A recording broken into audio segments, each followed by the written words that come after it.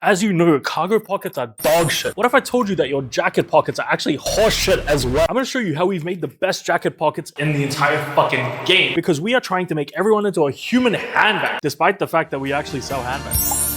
I'm a pocket man.